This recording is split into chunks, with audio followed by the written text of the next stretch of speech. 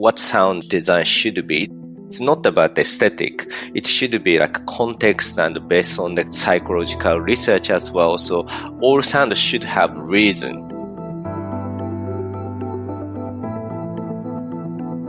This is the Creative Voyage podcast, a long-form interview show with the mission to help creative professionals level up.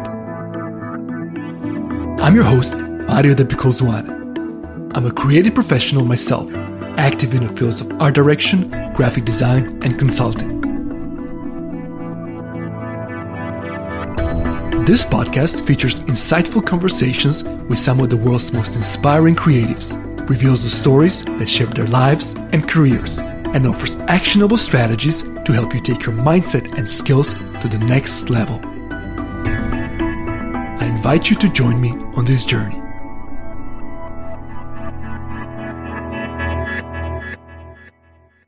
We'll be back in a second to talk about all things sound design, but first, a quick message about our upcoming online workshop. Before the workshop, I used to get very stressed with projects, and then I kind of understood that in order for me to enjoy doing the work that I do, I need to work on those things as well. And little by little, I think that I've built a routine and a lifestyle that keeps me a little bit away of those things that I think that keep me back, like comparing myself or thinking that I'm not ambitious enough or that sort of things that we often find on social media. I started to work as an independent designer.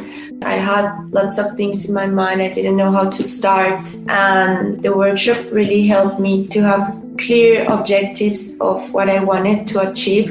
It made me realize many things I wanted, not only for the business, but in many aspects of my life. So it made me see what I really wanted in each area and make it clear. I'm excited to share that the Mindful Creative Year workshop is back. This online course and community will provide insights into a sustainable and personalized planning system designed to align your inner compass and actions, map out your aspirations, and achieve a fulfilling professional and personal year. Even though you have a lot of things that you want to do, you can do only certain things in one day or 1 week. Definitely trying to prioritize what needs to be done and how I can help others at the same time. Me being sort of a recent graduate and more of a newcomer into the design industry, it's been sort of hard me trying to learn and then also do some of my own practice at the same time. So having that schedule and a set of goals did help a lot. Sort of that consistency was what I needed. Everybody who was there, or at least I speak for myself, but I feel that everybody else was there because we already wanted to change something about the way we work. And it was just a guide to start that journey of what steps to take first to start changing the way we work. And I started organizing my personal life and my work life. And also, I think that I've become a little bit more intentional with what I do. I used to take just projects that came to me. And right now I'm trying to focus more on just doing whatever I want to do, just to grow and to see where it takes me, to at least have a healthy mindset to keep growing. As ambitious creative professionals, we know that work and life can often seem overwhelming. Dealing with clients, crazy deadlines, tight budgets, managing our team, ourselves, and having a fulfilling and healthy personal life on top of that is a constant struggle. And we can easily find ourselves with another year behind us and we still haven't worked on that big dream, new business, a side or a passion project, or that persistent personal challenge. We all dream of living our best creative lives, but it's unlikely that will happen by pure chance. It will take a vision, work, dedication, strategy, and appropriate tactics. In this coming workshop, I'll share the core principles that I've learned over the years. I'll show you my yearly planning system and the mindsets behind it. It can be a seemingly straightforward process, but the challenge is to do it, and this workshop provides that setup and accountability. Most importantly, we'll all share our experiences.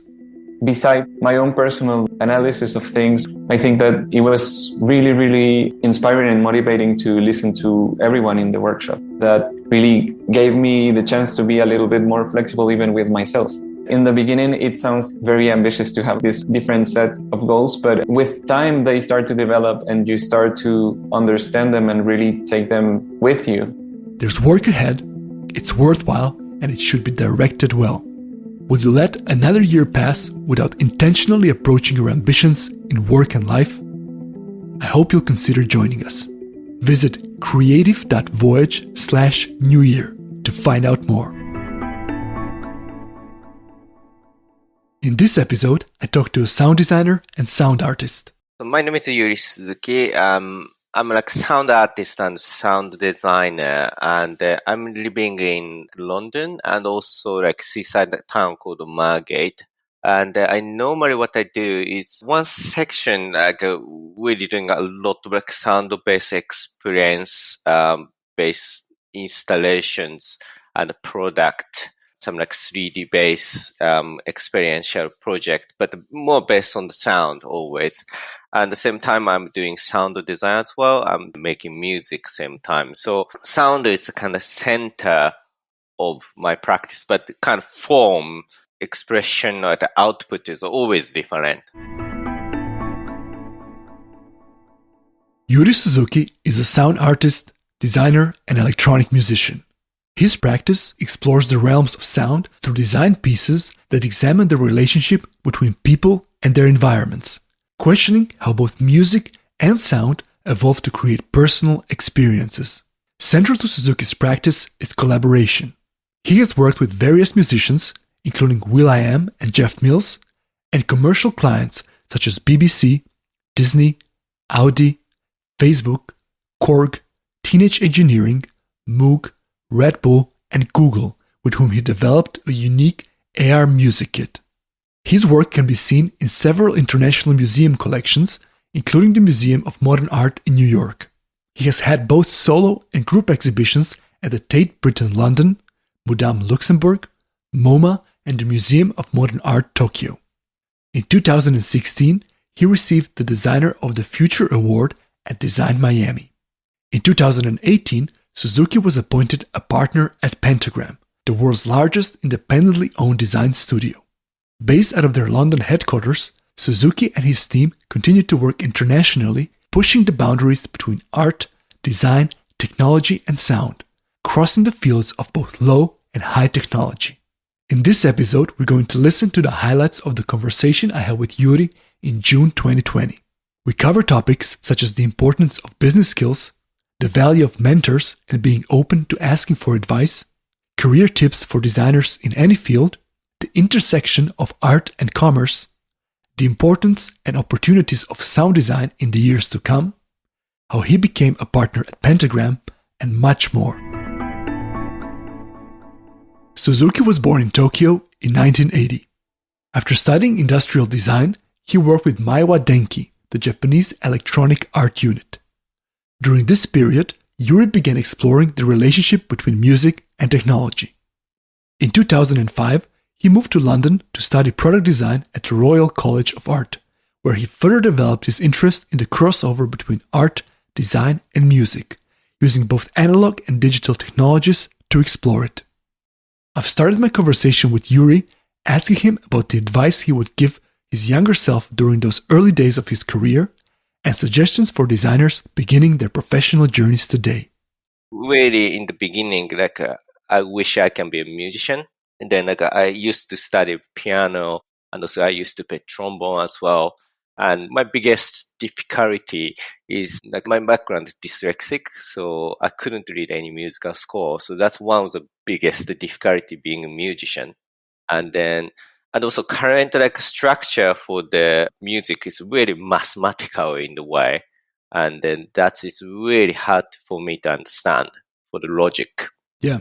I didn't give up, but it was super hard to understand. So I probably my knowledge for a whole musical logistic knowledge is quite limited, I think, to compare with professional musician. Yeah. And then I find out I cannot be a proper musician to playing piano or like trombone at all because I'm not digested to understand. And also I can read the musical score as well. So I kind of gave up to be a musician.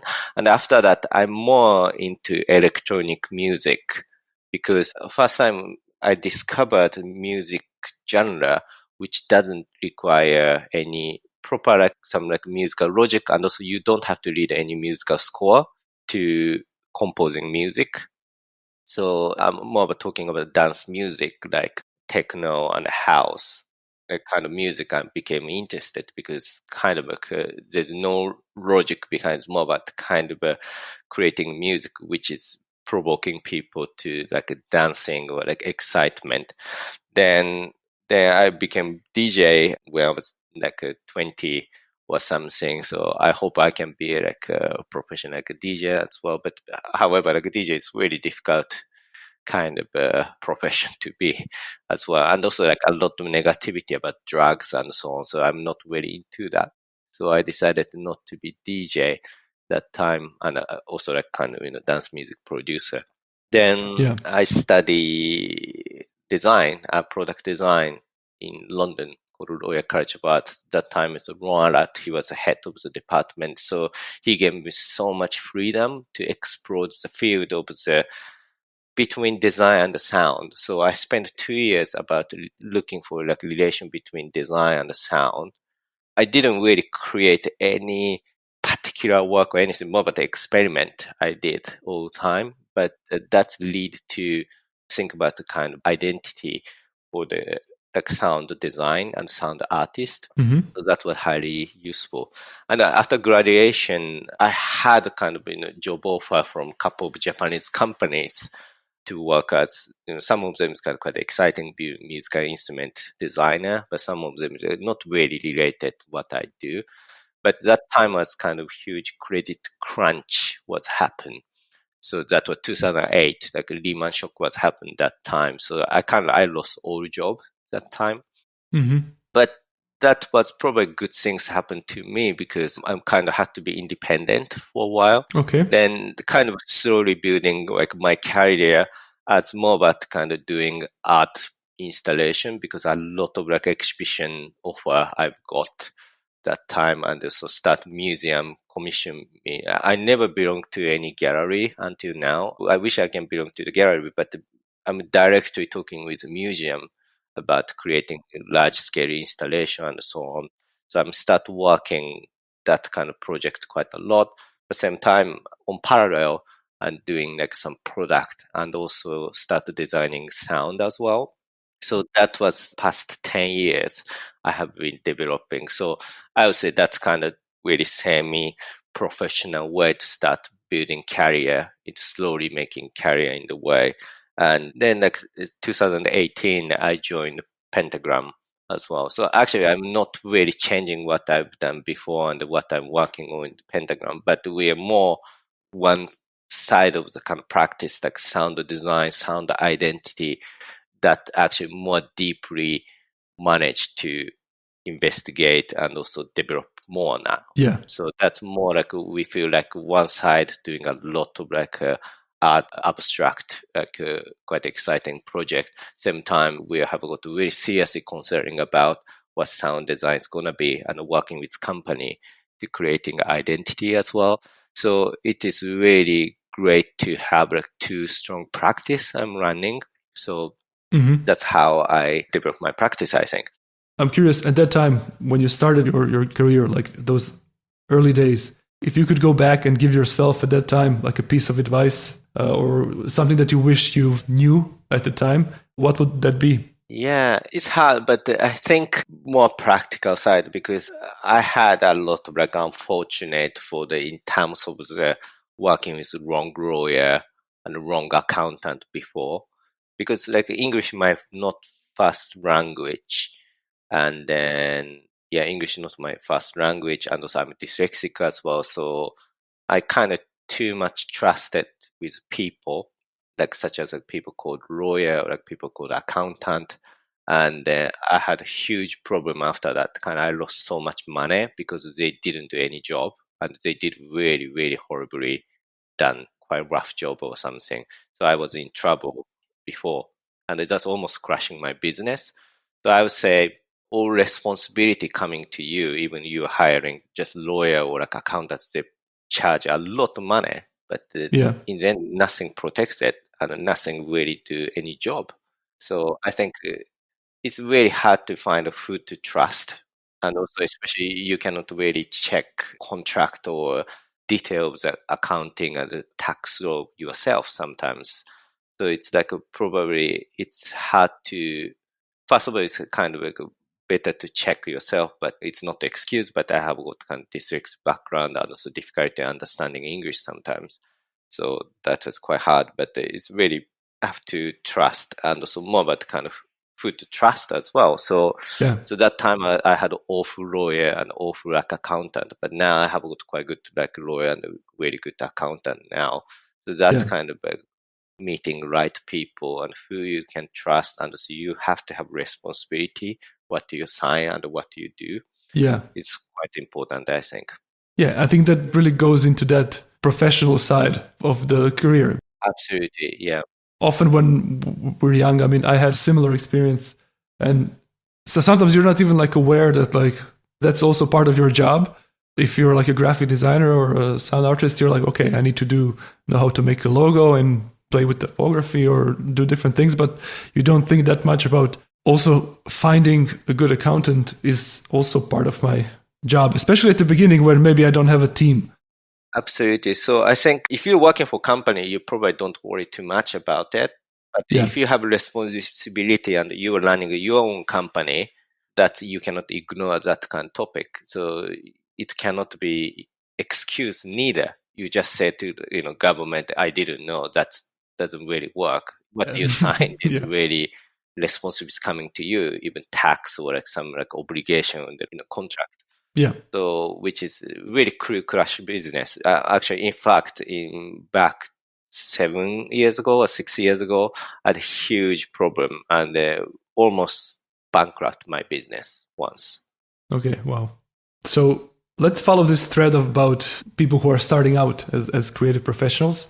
And I assume that you're in this point in your career where you also have like a team, or you also probably have like younger professionals who join you, maybe even like interns, or you also like lectured and you're interviewed on podcasts. So I think there are people who look up to you, also like young professionals. So I'm curious, what would be some advice that you would give to like a young person who is entering into creative profession? It can be either just in general, like in design, or more in particular, like if somebody's becoming like a sound designer. Yeah, it's a hot topic because like now, if you want to do sound design, actually like there's a lot of software can make amazing sound quality now. So like such as Logic as a software, so basically you can make a digital audio workstation. Like Logic is cheap but sounds amazing.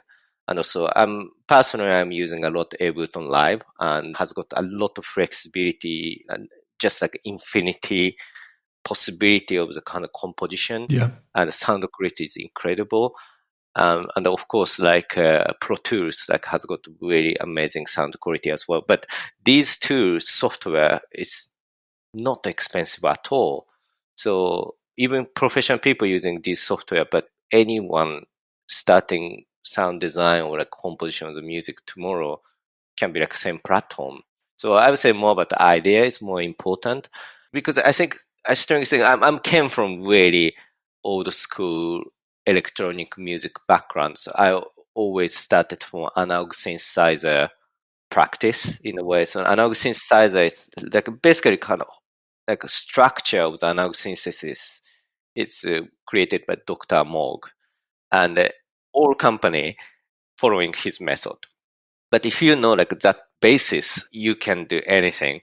So I would say to able to learn, like, so there's no particular synthesizer you have to buy or anything to running it, because it's all like same logic and methodology to creating sound. So the kind of basic structure for making analog synthesis, kind of starting from like a low frequency oscillation and a voltage control oscillator and the voltage control filter and the voltage control amplifier and also envelope generator. That's everything. So any synthesizer content that element. So And also quite luckily, because when I was a teenager, most of the equipment quite expensive. Like Roland used to produce amazing synthesizers, and I always buying like on second-hand price. But still, like that time, £400 is quite high price. But now you can get like £150 for the cheap synthesizers now, and it's all analog and the sound quality incredible. That's such an amazing time if any young people want to start like sound design, because equipment is really cheap, including software. And it used to be like buying digital workstation software like cost like £500 or £600. That's really expensive. But now Logic is £100 or like more or less. It's incredible time.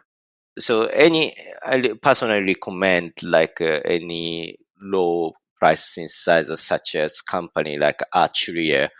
They are creating micro brute, like tiny synthesizer, which is really can learn the basis.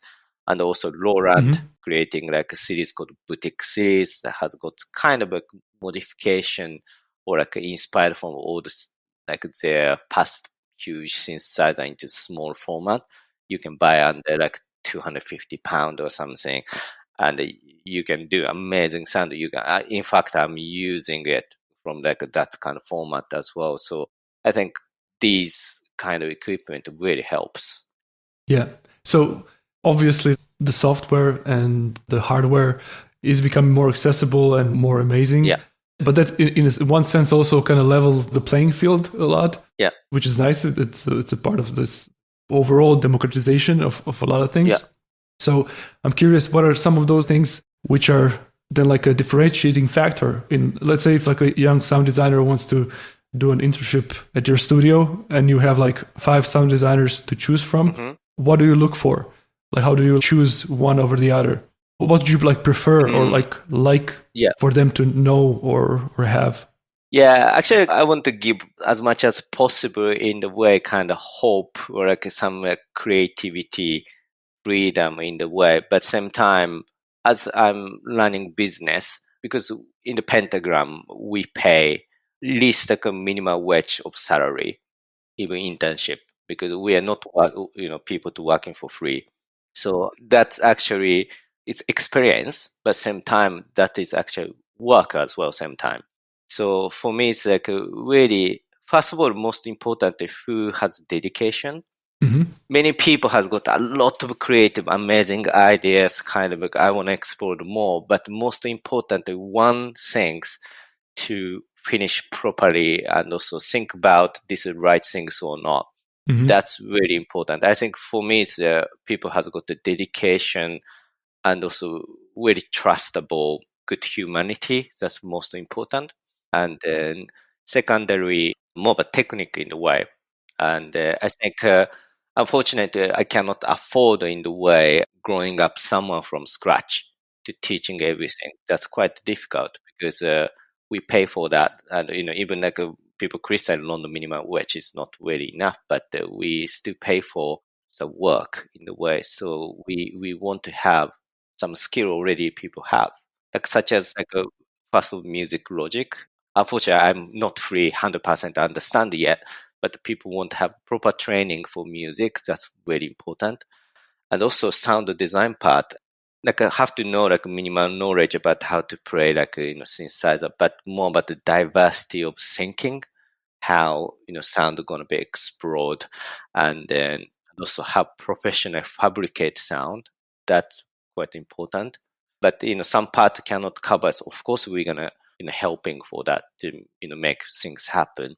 But at the same time, at least knowledge how to do it is quite important, I think. Yeah. And so I think that's probably first step. And also, like, of course, idea, what kind of creative idea people have. But I think sometimes people have confidence in the way, like, I'm a musician, I can do this. But sometimes musician, also, like, I would say, like, diversity in the way. Because if you're, like, kind of making identity for the music, that is all about focus on one aesthetic, or like, what is you, express yourself. So it's going to be, like, not wide. I think should be going focus on one direction.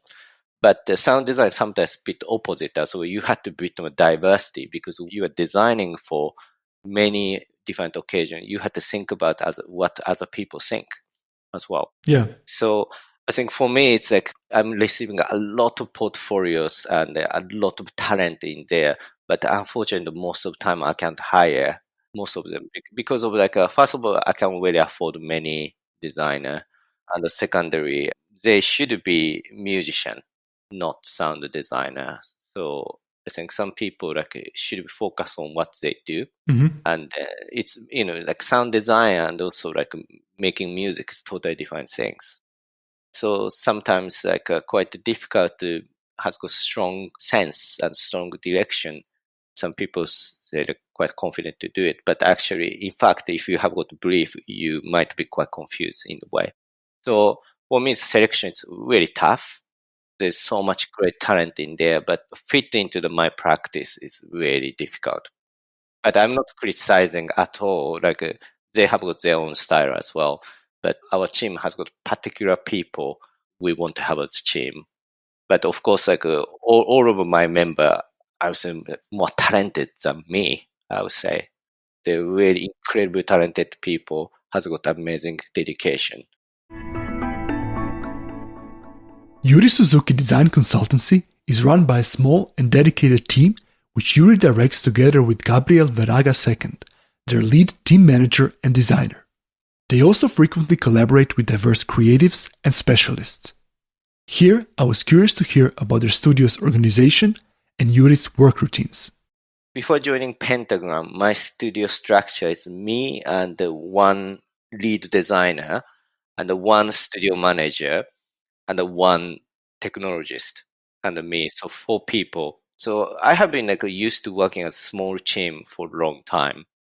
And then since I moved to Pentagram, I do have one a lead designer have been working with me called Gabriel. He's incredible designer and he can do all 2D to 3D and incredibly efficient and also incredibly creative in the way. So I'm 100% trust how he does.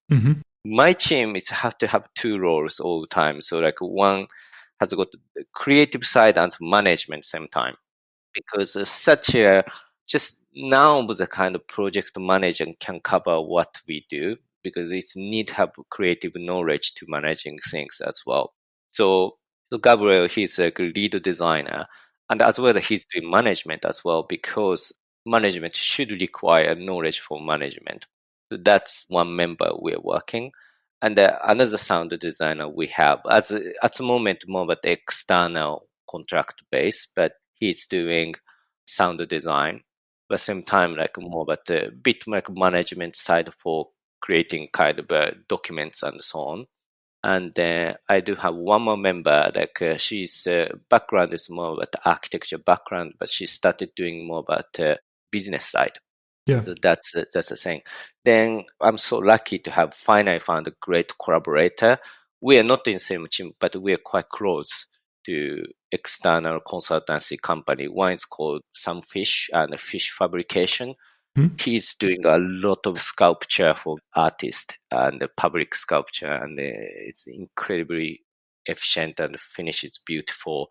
And we've been working for many projects in the past, so we always have someone can trust 100%.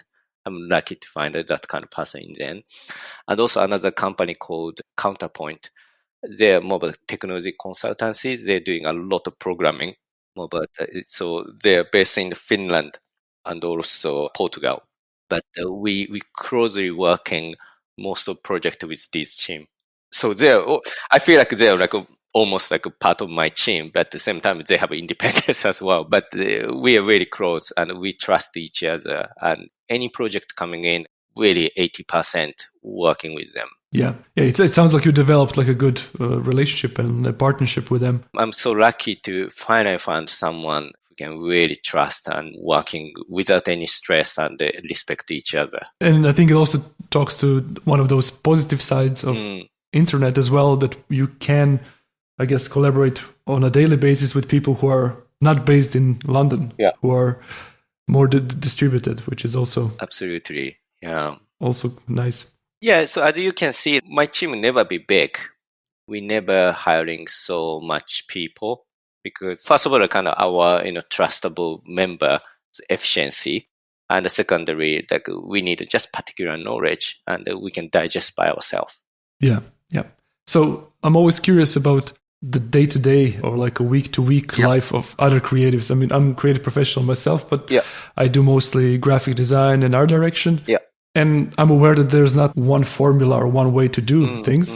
I think that that's actually one of the nice things about creative industry because people can really try to find their way of doing things if it works for them and in the market. So I'm curious if you could talk or give us like an insight into maybe like a week in the life of Yuri Suzuki. Yeah. So just give us like an overview of what is like your role as the leader of your studio as well entail and kind of how that plays into your week or even in your day. Yeah. Like I used to crafting a lot, like in terms of the making 3D side, like kind of building something or like hands in many things. But we do have a lot of projects, so I cannot really do everything now to hands in. So that's why people helping me to realizing projects such as like Gabriel in general, like he's helping me to do most of design work and strategic work sometimes. So we catch up always kind of Monday morning, what's happening for this week, then what's going to be happening the entire 1 week to what to do, develop.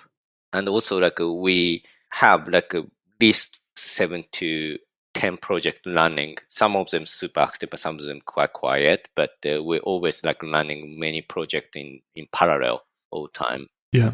So I think we just a lot of touch point for different project and switch myself to different kind of project. Then if we have like strong deadline and something we had to finish, like we really have to concentrate to finish project, like such as deadline. We had a huge deadline yesterday and we really past 3 days, we concentrate on that kind of work. But on parallel, we're in touch with other project as well. So it really depends. But I think like just learning structures, more about kind of directing it. For example, in terms of sound design, currently like we are working for sort of identity of the company sound, which is like have to think about the kind of background of the company and the history, what they require, and have to have suggestion for the how to analyzing sound, how to make composition. So like I'm just making basic composition and asking for like more arrangement after. So there's many different things to directing about. So yeah, so that's basically what I do. So some of them are very initial touch and the initial concept and also overall direction I do all point.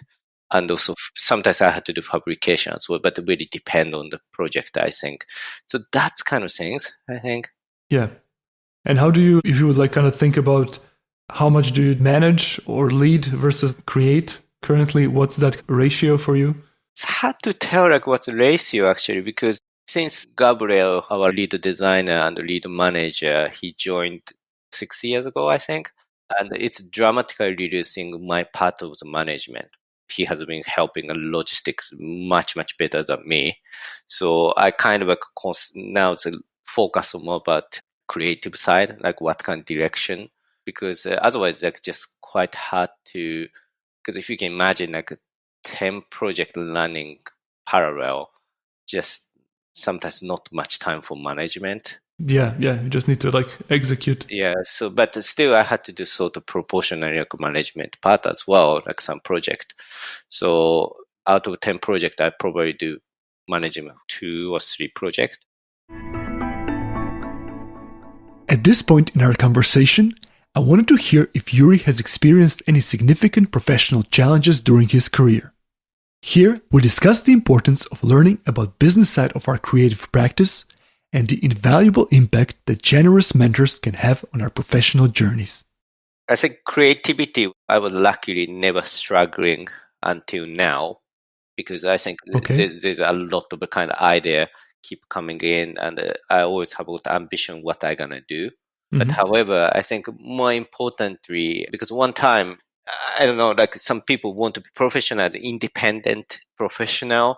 You need to have sense for running as company, running as business, which is like when I was in college, nobody taught me.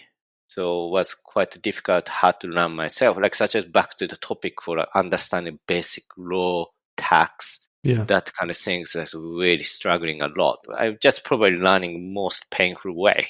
Yeah. I think that's like my struggling. And then in terms of the kind of, you have to worry about sort of cash flow, what's this kind of, what in your account, what kind of project is coming in next couple of months. And that's, you have to forecast sometimes to running your own business. Because especially you are hiring someone, you have responsibility for people you're hiring with. So that's actually really another level. To be fair, like I think some people like want to focus on creatives, like hopefully like just focus on creatives, but this world is not simple as, because I always wishing to find a great business partner, but it's really hard to find that kind of people. So I learned myself. Yeah. So you mentioned earlier that at one point, due to some of those early mistakes with taxes and stuff, you also almost went bankrupt. At that time, like how did you like feel about it, and also how did you then kind of went through it? Because one thing is like to experience setbacks, but then other thing is to resolve that and then come back to even better place. Well, there's not much like resolving things that happen, so I have to just like actually like really lost a lot of money, obviously, and almost like it's super difficult running as a company. But something I have to do is really have to find more job, and so I have to do more things. But that time, many people actually gave me advice. That was a really valuable time for me, like how to running a business, giving advice for creative side, including Ron Alat. He actually made time for me to talking through what I'm doing. I really appreciate for that. And also another friend, Jack Schultz, he's running a company called Pradio, and he was regularly meeting me and kind of like mentoring me widely. That's incredible. So I really thankful for the people gave me a lot of advice, and including also like Daniel Weil, who is a partner at Pentagram. So he also like meet me sometimes and talking about what you should do and what kind of thing. So I think some key people and has got already in the success in the business, and they never hesitate about giving advice or sharing their resources. That's incredible things happen to me. So Ron, Jack Schultz, Daniel Weil, that's three people actually helping me a lot. Yeah. And did you ask them for advice, or were you like kind of pushed to the wall that you, or did they kind of see what was going on, or? Because at that time I was really desperate.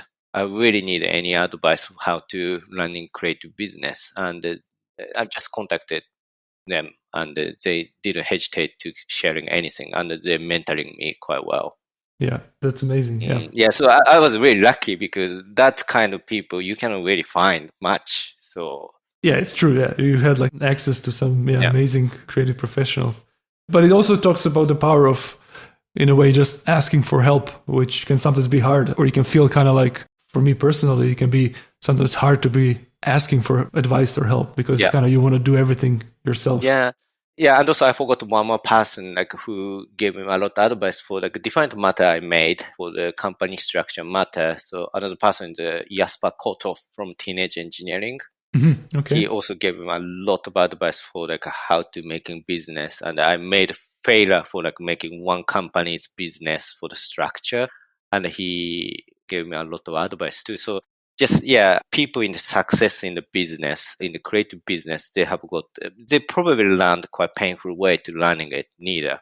One thing which is interesting, which is that it sounds like you had a really strong network, or like some people around you that you could go to. So I'm curious, how did that happen? I feel like really lucky to find incredible people like them. Yeah. So it's my lifetime has got always incredible mentors. Like a mentor, my kind of meister in a way, like people can teach me different things, like such as when I was in Japan, I worked for people called Meiwa Denki. I'm not sure you know him or not, but he's an artist. So I have been working for him for 5 years, and I learned a lot from him, how to do production and many things. And I'm still in touch with him. I'm still like do something together with him. And then since I moved to London, I studied at RCA, and Ron Arat was there. And at the same time, Daryl Bishop and another my meister in the work, he taught me a lot about the interaction design, the relationship between object and human. Yeah. That I'm learning a lot from him. And then I worked for teenage engineering after graduate. So I worked for teenage engineering a short time, and he again taught me a lot about what design, like more finalizing beautiful design. And as well as after I quit teenage engineering, he keep giving me advice if I need to. Okay. Yeah, so it's more about, I think, like not coincidence finding it. It's all about like where you study and where you work. Yeah, exactly. Environment means a lot. Exactly. So I think I was extremely lucky to meet right people in right timing to absorbing a lot from there, such as like also like Ron and Jack and also Daniel Weil. Introduction coming from Sam Hecht, actually. I used to study under Sam Hecht. So Sam Hecht is from industrial facility, used to study under Daniel Weil. And he's really my inspiration for a long time as an artworks. And it was really great to meet him that time. And our kind of like a relation start from there. That was maybe 9 years ago, I guess. So he often give me advice, and we slowly learning from him. Then now we are in the same company. He picked me up to the company now. So that's really lucky to have an incredible talent and quite generous. And also they have already success in the business, has got so much thought behind. So it's really hard to say like it was happened naturally. I'm not like eager to find that kind of mentor or anything. It just naturally happened. Someone I can really respect. Yeah. Someone I can really trust that many way. So I think just things coming naturally. And if you work for a company, if you study in the college, I'm sure you can find someone. Yeah. It talks to there is value in choosing where you go, the city where you're going to live, the college that you want to maybe study. Yeah.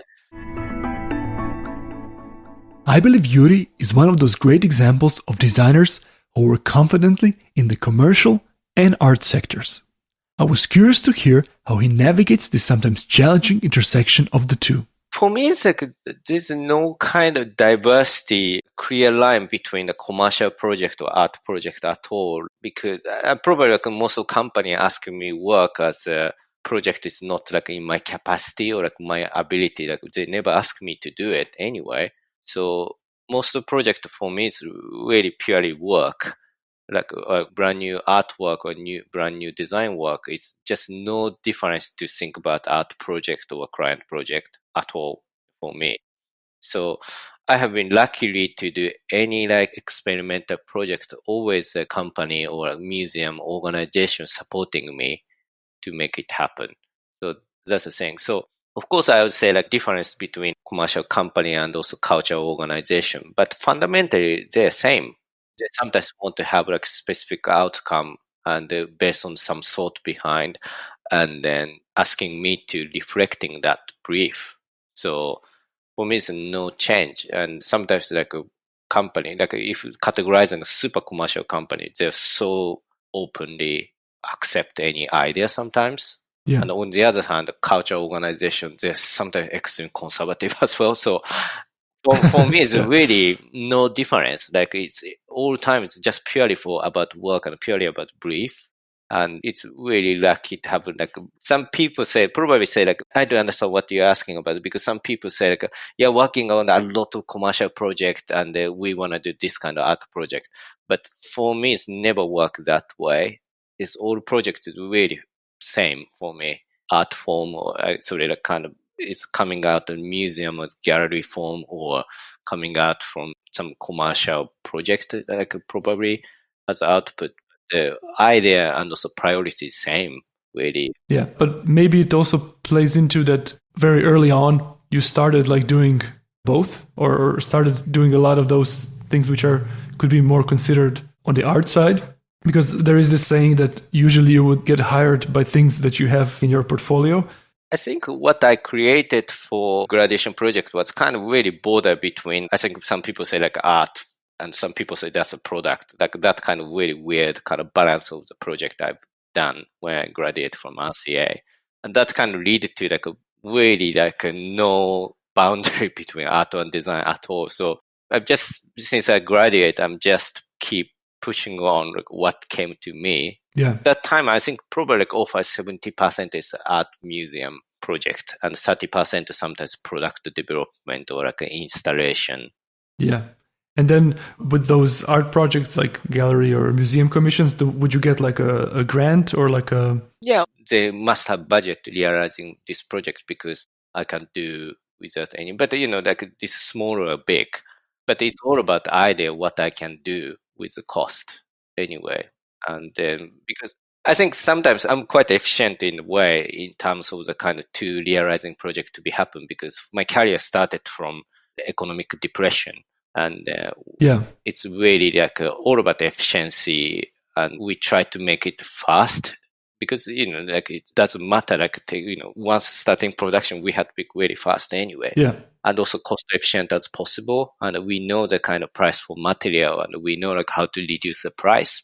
So some museum quite surprised actually because we did one super large scale installation within 3 months. Some museums, it was shocked. What? It's going to be 2 years project, like almost for us. But I just know my team is really efficient, and also we know clear outcome already. So I'm not like stretching infinity in the way. I just like if it's kind of only 3 months, we can make it happen in 3 months. So that kind of way. So like some project, of course, like taking time to like need asking for stakeholders' opinion and everything. We're doing it. So one project actually we are working for like a permanent public sculpture we are working now. Entire project is going to take 3 years. And that's also no problem for us. And we're really enjoying that progress too. But some large scale installation, you're going to finish by like next month. We can do it as well. So for me, all projects is more about the efficiency. And also like it's, nothing about like reducing creativity or quality at all. Like we always delivering high quality things because I'm working with the right team, such as making a sculpture like with fish fabrication. You're always making beautiful quality, permanent quality work and a very short time frame sometimes. Hey friends, we're in the middle of this episode, so it's time for a short break. If you like this podcast, I'm confident you're going to enjoy the Creative Voyage monthly edit. Every month, we ask a new creative professional to curate 10 brief recommendations, including books, articles, products, videos, and podcasts, which serve to inform and inspire, and we deliver them exclusively to your inbox. It's a newsletter curated by creatives for creatives. To sign up, visit creative.voyage/newsletter. Thanks everyone, let's get back to the show.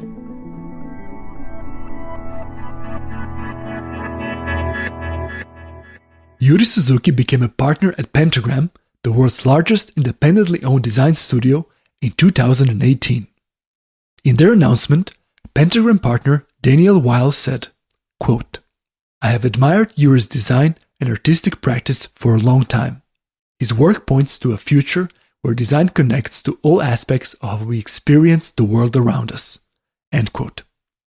I've asked Yuri about his experience of joining this prestigious design collective, if it has changed his practice in any way, and how he got that opportunity in the first place.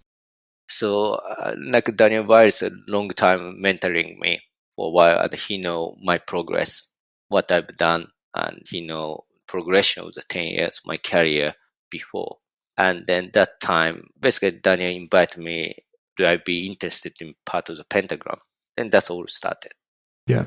And how was the process? I mean, it sounds that it's a bit more like informal in a way because you're in this same or similar network. Yeah. But then how did that process played out since he like asked you and then you joined? Yeah, that's probably a lot of answering question on the, I think, interview a couple of times. Like I'm just joking about that time, like a bit like Masons kind of like structure. But Pentagon is unique because a really large company and a really big, like one of the largest independent design consultancy in this world. Yeah. But toward the end, like it's such a big company. I think overall employees like 400 people working for a company. But down the end, it's really 25 partners' personality in there in the company. Yeah. including me. So that was no standard way to hiring. Like it's really about talking with each partner. So before joining it, I had, meeting with individual partner, talking what I want to do in the Pentagram to get approval. Okay. So with everyone? Everyone, no exception, like everyone. I talked with everyone. Because if any partner feel like I'm not the right person, I couldn't join the Pentagram.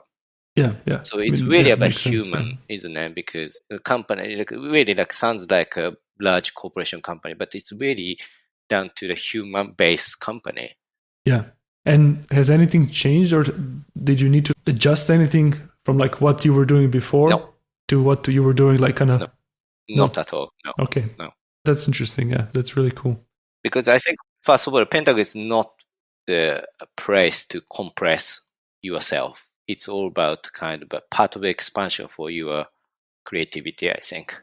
That's what I believe about, yeah. And what are some of the positive things about it? I think positive things because I'm running my own business past 10 years.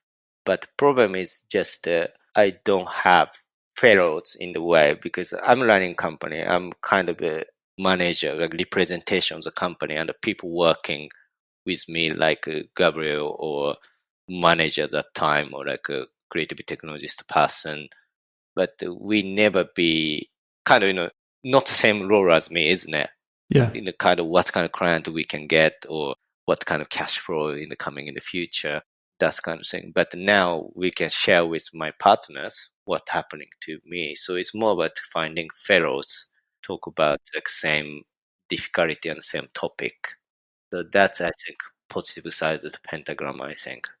And partnership is working together for some projects that's extremely valuable for me to learning from other partners. Yeah, that's really cool. Yeah, so it's more of learning and just getting, again, for the, feeling like a back to school kind of feeling, like you have got classmates and some mentor, senior partner telling me about more about, almost like tutor, telling about what should do and kind of back to learning again. That's really incredible opportunity, I think. According to Wikipedia, sound design is the art and practice of creating soundtracks for a variety of needs. It involves specifying, acquiring, or creating auditory elements using audio production techniques and tools. It is employed in a variety of disciplines, including filmmaking, television production, video game development, theater, sound recording and reproduction, musical instrument development, live performance, sound art, post-production, radio, and new media. Yuri is a remarkable sound designer and sound artist, so I was curious to hear his thoughts on the discipline, its challenges or opportunities, and his opinion on the future of sound design. First of all, I would say sound design, it hasn't been really not investigated enough in the design field, I would say. So, for example, human has got 5 different senses, isn't it? Like sight, smell, tasting, and also hearing, and also feeling in a way. Yeah. But mostly kind of graphic design has been most significantly developed many, many years. And then tasting and smelling, food design has been really popular topic for past couple of decades, isn't it? Last couple of decades. And also haptics design has been dramatically improved also past couple of decades too. So this topic has been really popular and also many designers investigated and also attempt to change quite a while. But however, I just really don't see much sound design has been investigated for a long time, in my opinion. Yeah. And some company, of course, are considering for sound design carefully how to think about sound design is. But however, problem is they're just asking some quite famous musician to creating sound. Of course, I'm not criticizing about musicians at all, but it does need kind of thought for what sound design should be. It's not about aesthetic. It should be context and based on the psychological research as well. So all sound should have reason. Yeah. To play, hearing. Yeah. Yeah. And so when there are things which are not explored enough, there also lies a lot of potential or a lot of opportunities which are not leveraged. So I'm curious, what are some of those opportunities you see in a field which didn't get proper attention? Yes, so I think sound getting more importance in the way because first of all, like our life, like losing a lot of physicality these days because mostly like a good example is electronic car. So it used to be like a car have got a really huge engine motor inside and basically drive by fuels. And when you can accelerate like a motor has got a lot of noise and vibration from there. But the electric car doesn't have haptics or sound at all, like just really quiet and just no vibration or anything. And the human being has been used to sound and vibration, which is really linked to part of the interface in a way. Like you can feel like accelerating speed up car and you can actually hear the sound of the motor sound accelerated. So yeah, always sounded linked to the action in the any machine behavior in the way. Because initially, like a car is not intended in making sound at all, try to make it quiet possible. But in history, when car was created, humans has been used to these kind of noises, right? yeah, Yeah. So another time, because there's so many objects surrounding us, especially for like machines, losing a lot of sound. Not only car, it could be more about kind of inside of the house as well, like kind of IoT devices. And it used to have this domestic ambient sound, full of domestic sound inside the house. But now it's became everything losing sound in a way. So now like we had to put a new identity in each machine sound or a kind of car, many things we had to redesigning it. So that's actually really, really interesting opportunity now, I feel.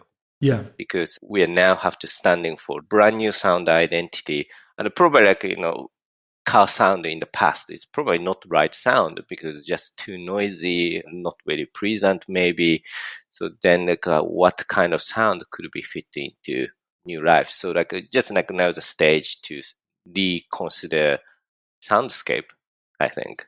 yeah. So that's why like quite exciting time and it's quite important topic now. Yeah, so let's try to play a bit with like a example. Let's say there's like a household device, like a light switcher or like something. It'd be something very simple, but it's a new, almost like a touch screen. There's no buttons, there's no sounds. And now you are briefed to make a sound or like a concept for it. How would you like approach that kind of task? And maybe you can like pick like an example, maybe even you have a specific example from your practice or just like a thought exercise, but like how would you then be like approach? Yeah, what would be approach and considerations you would take to be like, okay, I'm rethinking the light switch or the sound of a car or Yeah, I think it doesn't need to have like how sound psychologically affected the human behavior. That's most important. And also we have to consider for what presents sound because hearing is one of the most strongest sense to compare with five like senses actually. It's more close to the brain. I think smelling and also hearing is really, really powerful way to reception to the brain, I think. yeah. So first of all, like one topic, I'm just talking about one like example. The human itself doesn't like repetition of the same sound. So that's actually proved as because like if you're listening for sound torture, which is actually aggressive music, but they're repeating same phrase again, which is actually it could be become torture as well. So that human is like not used to listening same phrases or same sound again. So I would say that approach in the way like there's a lot of touch point to hearing one particular sound. I wouldn't consider to repeating same sound, the same aesthetic of a sound, but slightly changing pattern. That could be one of my direction.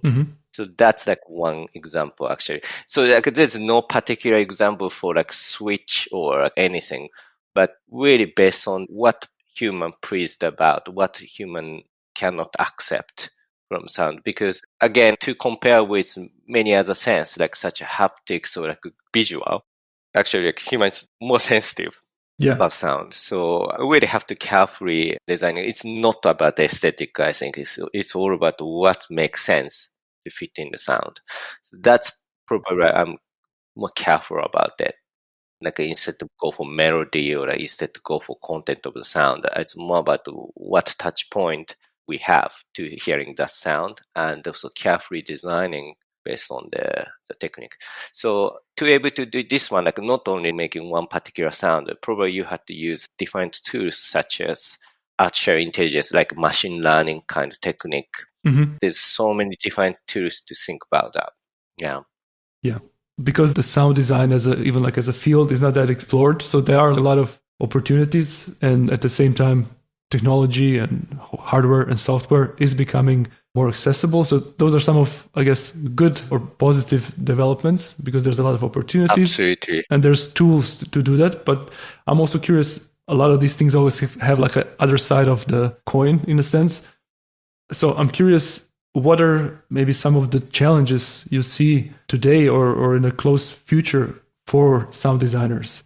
It's hard to tell. For me, it's like sound design. It's really incredible field for me because it's still fresh, still developing. That I can see more possibility in the future. And also, I don't have any disadvantage for the equipment we have now.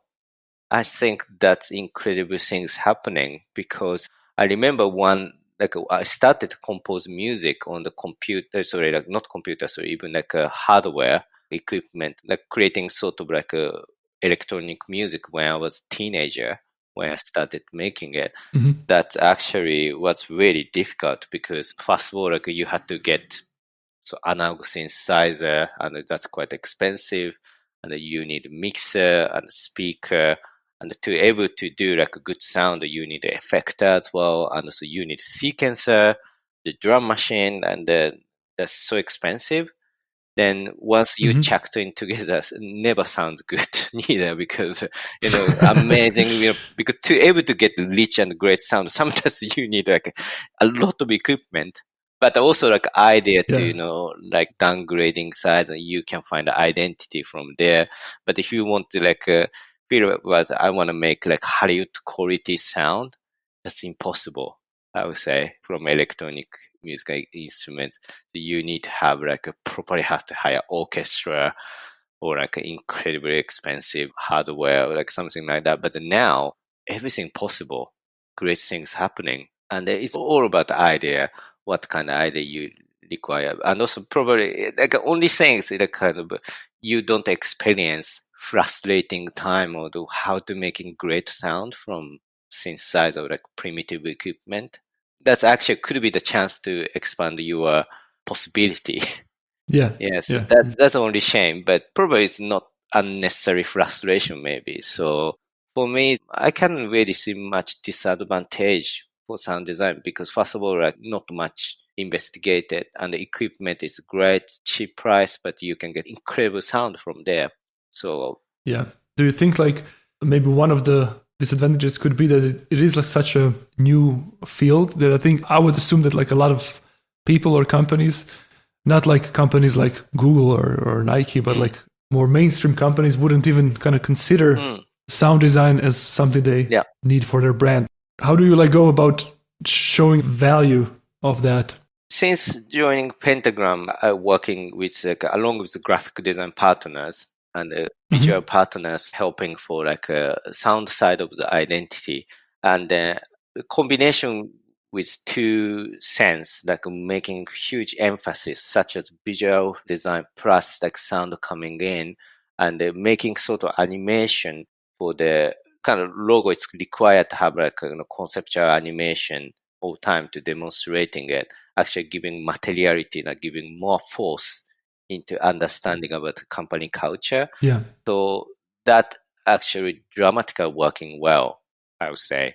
I'm really happy to be, because that's a complete coincidence because I didn't thought about it working with other partner to work this way, but the naturally form this way is actually, as a client, I think feel like working well. And sometimes even me is working with visual partner and quite surprisingly, communication is much more deeper and richer presenting with the kind of visual aspect with sound. So that's really, really a good discovery, actually.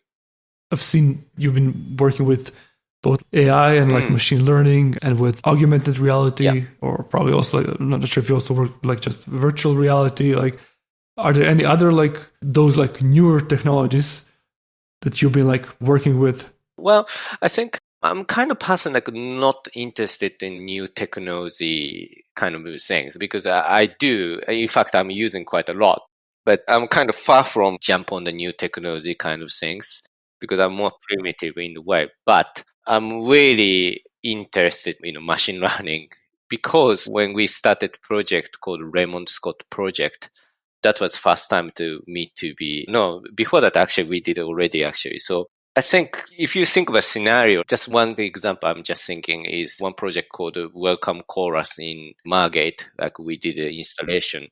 So my idea, the broad idea is actually try to make co-creative platform, like people based in the Margate or Kent, thousand people contribute some lyrics and a melody to composing one specific music. And then to think about that scenario, that's almost like a dream scenario, but I have no idea how to make that brief to be happen. Yeah. Then immediately thought then machine learning could able to do that, because machine learning is all about learning about all pattern and creating music based on what we are feeling about. So for example, we have got the kind of like kind of million different words we feed into the machine kind of algorithm to learning about it, then generated brand new text based on, like the algorithm learns. That's how machine learning works, isn't it? Yeah. So as a concept to realizing it, actually AI is appropriate too. So that's why like we use AI. But if we can find a more like as a technique or like a more different methodology, we're happy to go other way too. But at the moment, like such as avoiding repetition for one particular music, because what machine learning can do is what human like almost impossible task to do. Like what if one brief, like you cannot repeating similar phrase, but each time you play back, you cannot have like same phrase before that human cannot do. Yeah. It's impossible, but machine learning can do.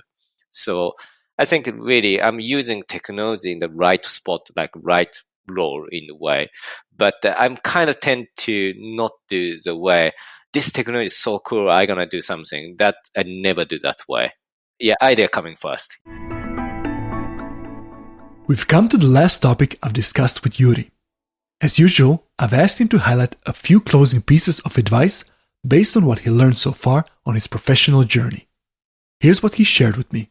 Yeah, I think different ways you will have someone you really respect in a way, and as a top runner designer, like such as like people, including everyone I mentioned, like such as Meo Denki or like Daryl Bishop, Daniel Weil, Ron Arat, Jasper Kotov, and Jack Schultz. Like everyone is really forward thinking, and they're already creating the way for creative business or the creative like passage already.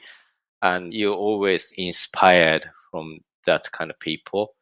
And someone like you really respect and you just amazed all the time. That's actually quite nice things to have, I think. Because each time you see like what they're creating, like that's kind of wow, like that's incredible. I never think about that. That kind of people. It's such a lucky to have that kind of people first. And the secondary, I think more confidence in the way, like something you really feel, because we're actually working for sometimes client, sometimes museum, and they pay me to do that project, and just pure to show like my creativity sometimes. And that's actually, we have to have confidence for any outcome. Yeah. Otherwise we cannot really charge any money or anything. So that's quite important. And to be able to do this, you might have to go at a very hard passage, like having really difficult time to think and struggling sometimes. And that's actually for me, it's kind of during the time of the Royal College, but I was quite struggling a lot and thinking so much different passage and idea. Like probably going to creative kind of like a work, you might have to have that kind of time maybe sooner or later. Or yeah, so that's one thing probably to say. Yeah. Then another thing is just you work someone you respect, maybe with the other team. Yeah. I think. Like again, I say like I'm extremely lucky to have someone I really respect working with me now as a team, as an external consultancy as well. So that's really such a fortunate thing. So that's actually, I mean, down the end, it's all about kind of a human, isn't it? It's not about only about kind of, not about money, not about the job. It's all about yourself, I think. Yeah. Yeah. And the people you have around yourself. And also respect as well to the people. Yeah. Is there maybe anything else that you would like to discuss or mention? We have been quite difficult time anyway. And also, I think, it has been like a really tough time and kind of increasing stress and anger these days. But sound, it could work really positive way and it could work super negative way as well. So just like nice to, I think about like the importance of sound and music, I think. Hey everyone, that's it for this episode. I hope you find it useful, and if you like this podcast, tell a friend. I want to thank Yuri for coming to the show. I love his remarkable work, the playful, experiential quality behind it, and I'm grateful for all the insights he shared.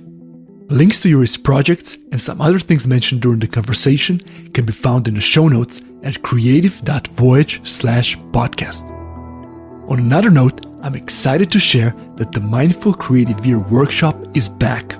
This online course and community will provide insights into a sustainable and personalized planning system designed to align your inner compass and actions, map out your aspirations, and achieve a fulfilling professional and personal year.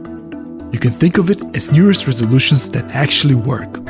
Most people overestimate what they can do in a day or a week and underestimate what they can achieve in a year.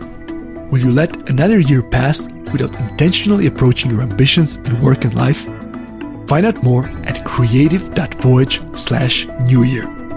Lastly, if you haven't already, be sure to subscribe. Until next time, my friends, enjoy the journey.